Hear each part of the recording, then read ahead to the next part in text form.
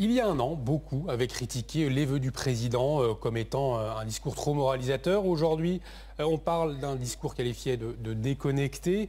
Qu'est-ce qui a manqué dans l'allocation du président, selon vous?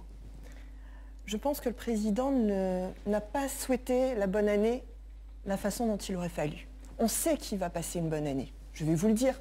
Ce sont tous les actionnaires du CAC 40 qui ont encore enregistré en 2019 une année record. Ce sont tous les lobbies qui vont faire des bonnes affaires. Et là, je pense à Vinci, je pense aux assureurs, je pense à AXA, je pense à AG2R, je pense à Total d'ailleurs, qui ne se privent pas pour menacer les grévistes de perdre leur emploi et qui, de l'autre côté, s'arrangent bien pour faire des niches fiscales. On sait que cela vont faire des bonnes années. Moi, je pense à tous ceux qui, eux, n'auront pas une bonne année.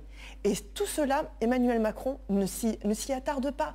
Je pense au SMIC, à tous les smicards qui n'auront aucun coup de pouce. Je pense à tous les chômeurs qui vont voir la boucherie de la réforme, notamment au mois d'avril quand elle sera appliquée. Je pense à tous les opposants qui sont sous la menace, que ce soit de leur emploi, mais également sur la menace physique quand ils vont dans les manifestations.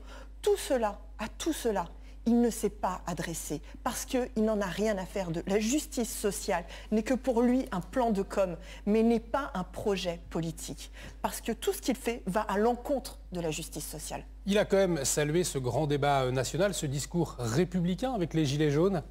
Oui, je vous rappellerai alors que dans le grand débat, c'était lui-même qui disait « Je ne toucherai pas à l'âge de départ à la retraite ». Qu'est-ce qu'il fait? Il y touche. « Je ne toucherai pas en montant des pensions. » Or, en bloquant à 14% du PIB les dépenses allouées au système de retraite, on sait très bien qu'il va rendre indigentes les pensions. Donc, on voit très bien que tout ce qu'il a dit dans le grand débat, tout n'était que de la communication, parce que dans les faits, comment cela se traduit?